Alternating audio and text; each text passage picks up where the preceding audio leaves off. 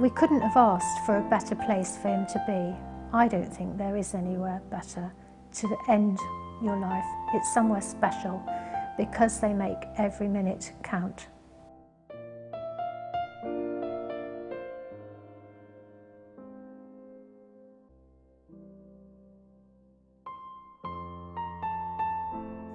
This place, it's just an outstanding place. You've got to really come to see it before you understand it.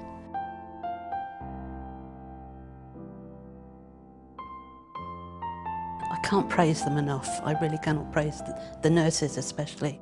All the nurses were so nice and they were all so happy and cheerful, and it was just a really nice environment, and it was really comfortable coming here and knowing that Mum was going to be in safe hands in a good place.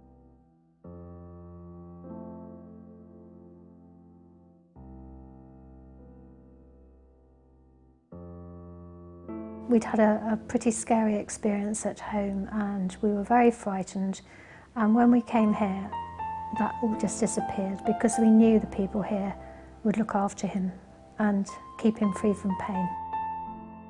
They treat everybody as if they're somebody special.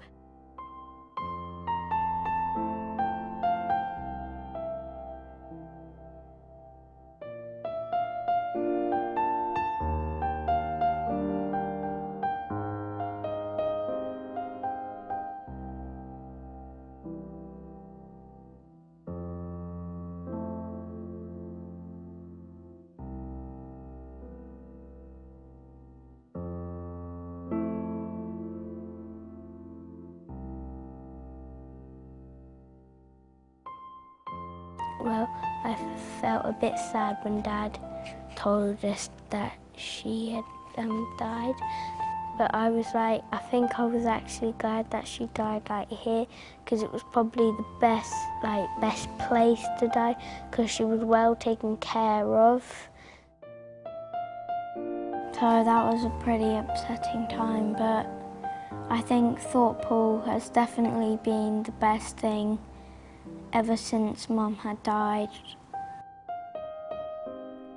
Obviously with what happened with Teresa, our lives would have changed, but with Jane's help we have been able to adapt to that change so much easier.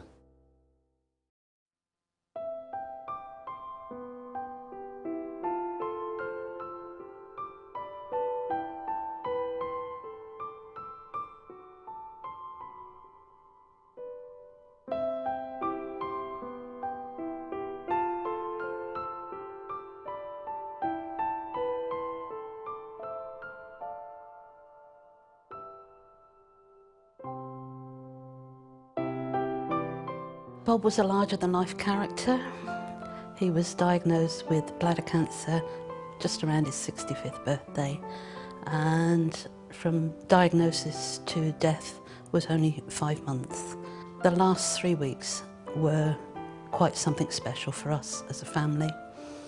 He was well cared for, well looked after, and they all went the extra mile to help him. One day there was a wedding in the hall, and we heard the piper playing. I was talking to Bob about it, although he was unconscious. We tried to talk to him as much as we could.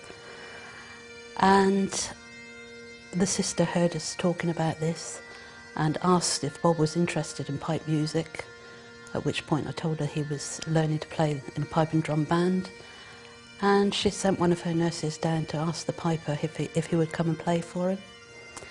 And the piper came up and I think he played about 3 tunes, and it was so moving, so poignant.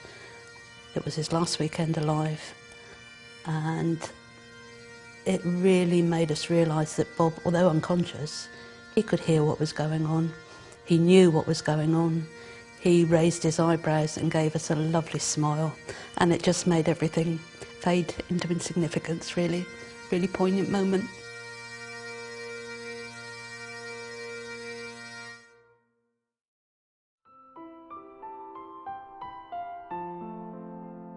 I think if you're left at home and not doing the things that we're doing here, you become depressed, and every little twinge that you have is heightened because that's all you've got to think about. When you come here, You leave everything at home, it doesn't matter what's going on there. It has made me brighter and easier to get on with, I think. As I said, I just enjoy coming. It's made such a difference, particularly to Tone, my husband, and he can then go off and do different things that he doesn't have to worry about me. He knows I'm safe here at Thorpe Hall and I'm being looked after.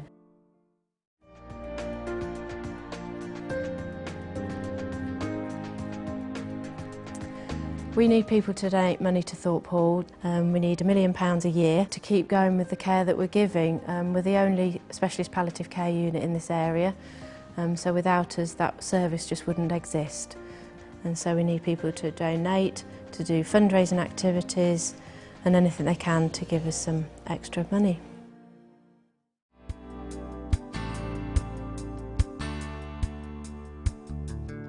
Whatever you can do, get involved, do something different, you'll have an incredible experience. There'll be highs, there'll be lows, but you know what? It'll all be really worth it in the end. So get out there and get fundraising. Some people believe That once you're diagnosed, With a life-changing illness. There is little left. we don't. we don't. We don't. We don't. I don't. Help us by supporting Thorpe Hall Hospice. Log on to sueryder.org. Or call us. On 01733 33 0060. I don't think there is anywhere better. It's somewhere special because they make every minute count.